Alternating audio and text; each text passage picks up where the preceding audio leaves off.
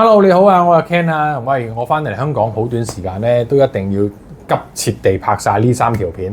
上2條片講咗點樣 AI 寫抒情文，第2條片寫 AI Grok 嘅 model 點解可以幫我咧幫手重置翻我廣告預算啦。咁呢條片咧做直播嘅你啦嚇，我希望我都幫得到大家。OK， 尤其是做直播嘅你咧，通常咧都係好似而家我咁樣啊，一個人對住部機狂講嘢。唔記得做互動啊！呢個亦都係我上堂講嘅一個好重要嘅一個環節。咁點樣 AI 可以幫你做互動呢？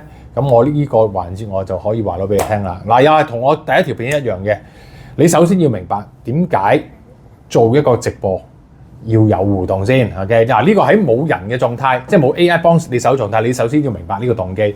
嗱，直播要有互動，我再喺課程嗰陣時講過一個邏輯出嚟㗎啦，而家再講一次出嚟，就係其實如果我哋冇一個互動，就係所講 Facebook 嘅 engagement 嘅話咧，其實你再派落去下一個人咧，以及用廣告去賣出去咧嘅成本都會高咗嘅。簡單嚟講就係你互動越多，你越多人睇，而你買廣告就越平。OK， 呢個邏輯咧，我喺課程嗰邊已經講咗啦。咁如果你仲係唔明呢個邏輯咧，你真係又要上我堂去知道呢個邏輯點做啦。嗱，所以其實個互動係乜嘢咧？你係希望製造一個人去問直播店主或者直播嘉賓，從而引發佢哋係明白人貨場呢3個唔同嘅情景，去點樣帶出呢個產品出嚟嘛？好簡單，即係當我要買一杯水 ，OK， 我作為直播店主，淨係講呢杯水嘅功能價值出嚟，咁係唔夠噶嘛？係咪？我成日都話一個產品你要講到佢嘅情緒價值，要講到佢嘅資產價值。好啦，呢個時候咧，你就要透過客服去點提你嘅店主 ，OK， 即係直播主咧，又或者直播嘉賓咧，可以誘發佢講多啲產品嘅其他價值，就唔係淨係針對講功能價值啦。OK， 好簡單一件事情嘅啫。通常我買一個杯 ，OK， 直播都通常講我裝到幾多 CC 嘅嘢啊。但係唔係喎，即係我通常都會咁樣客服問啦。你覺得呢個杯啱唔啱我母親節送咧？嗱，你問咗呢個問題咧就非常之好，因為直播主同埋直播嘉賓見到有人咁樣問咧，佢就會聯想好多呢方面嘅場景，去製造咗情緒價值出嚟啊！咁你嘅直播除咗人多咗睇，係咪又多咗一啲價值層面嘅嘢咧，令到我哋嘅消費者要即刻上網買咧？嗱，呢個就係我哋最大嘅動機，點解一定要做互動？咁而 AI 咧，其實可以幫到你。嗱，以往我覺得諗呢方面嘅嘢咧，真係好頭痛。我次次喺開直播之前咧，都要花費2個鐘頭咧，諗下點樣去製造一啲問題，問到同嗰個直播主或者直播嘉賓做互動。而家唔使5分鐘慳咗我差唔多2個鐘嘅時間。想知點做？繼續睇落去。好，咁啊，直播點樣去即係俾啲 insight 直播主去令到個互動層面好啲咧？頭先佢講過我哋嘅動機係乜嘢啦？呢度唔再多講啦，係啦。咁啊，其實咧你要知道咗呢個動機之後咧，你所需要嘅素材咧就係問一啲 appropriate 嘅問題啦，即係一啲同個產品有關嘅問題啦。OK， 用最好我上堂都同大家講。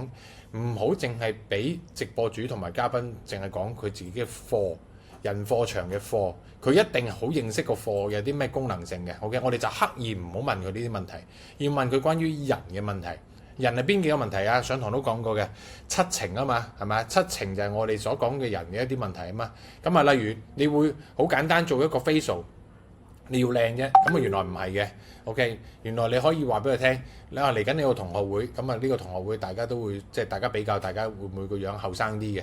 咁呢個就唔係淨係關乎靚嘅問題喎，原來呢個比較就係關乎你 keep 得好唔好喎 ？OK， 你係咩身份地位或者社交地位喎？係咪先？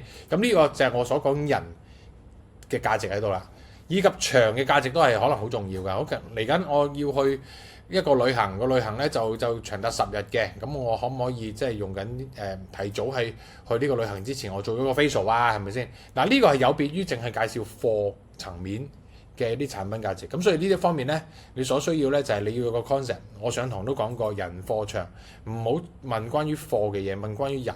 同埋場地嘅嘢。OK， 好啦，咁場地既然你都準備，你知道人同場嘅問題喺邊度啦。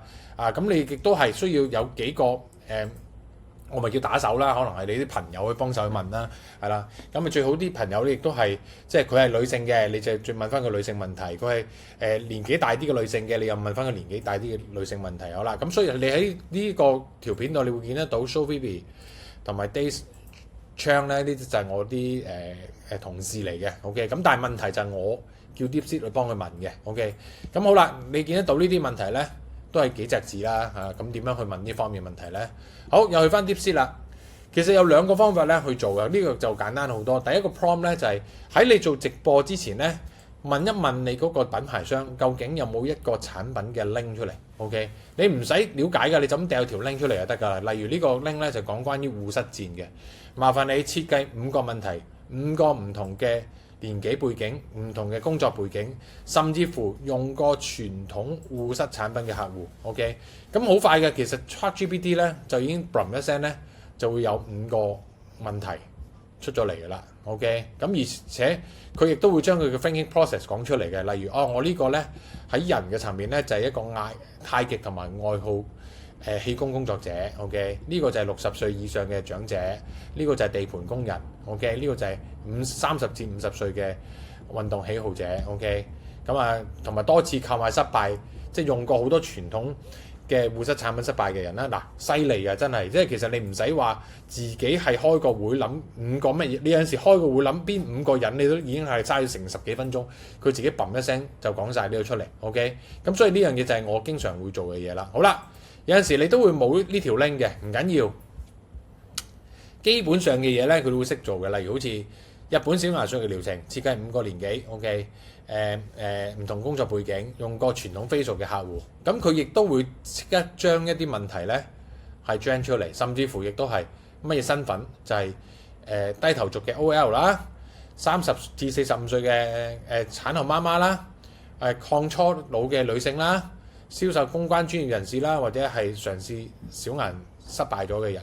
咁而佢嘅問題咧，其實咧即係 in general， 你雖然冇條 link 標佢小顏術，但係佢自己上網都會揾到個小顏術嗰個療程出嚟嘅。OK， 因為我撳咗呢個叫做深度思考 R1， 咁呢個撳咗 R1 之後咧，佢會係耐少少嘅，呢個你要預咗嘅。如果你想快少少咧，有陣時我覺得你最好準備定一條 link， 令到佢可以即刻就即係認識到你產品乜嘢。如果你冇一條 link， 你就可能你要花費多少少時間叫佢去 generate 出嚟啦。但係通常都真係好準嘅。OK， 有好幾次咧問完啲問題咧，我都見到個品牌商會話：哇，係咁你啲客問啲嘢咁深嘅，即係佢自己都估唔到，即係我嘅客群係會問咁深。咁但係當然啦，直播完之後我都會話其實呢個係我叫 AI 幫你去問嘅。咁但係佢都好驚訝，哇！原來 AI 都可以幫你問到咁多問題。嗱，所以每次我做親直播咧趕啊嘛，係咪？好快又係將頭療嘅問題就又 copy and paste 喺度，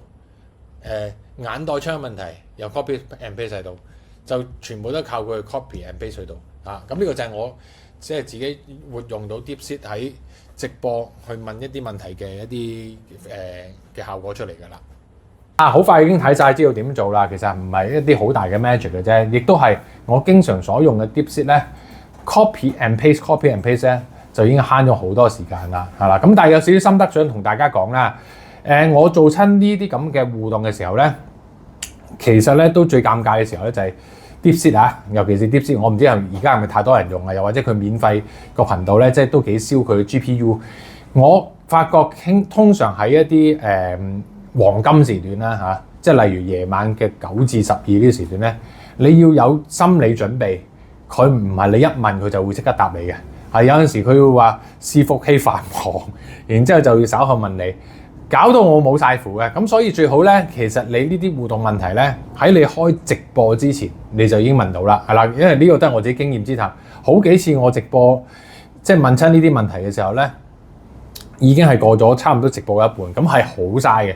其實最好嘅直播喺個互動層面咧，喺頭15分鐘已經開始延伸落去，係啦。咁而且亦都見到 DeepSeek 嘅強大啦，一次過就問咗5個問題，佢可以生成5個唔同嘅身份去問，咁亦都係最好你係可以揾到5個你真實嘅朋友，係啦，佢背景同呢個問題係 similar 嘅，去問佢亦得，又或者你開5個 Facebook account 去問佢又得。OK， 咁呢樣嘢最緊要你知道個目的係令到網店店主、直播主以及直播嘉賓咧炒起嗰個直播嘅氣氛嘅啫。OK，咁希望呢條片都可以幫到大家。拜拜。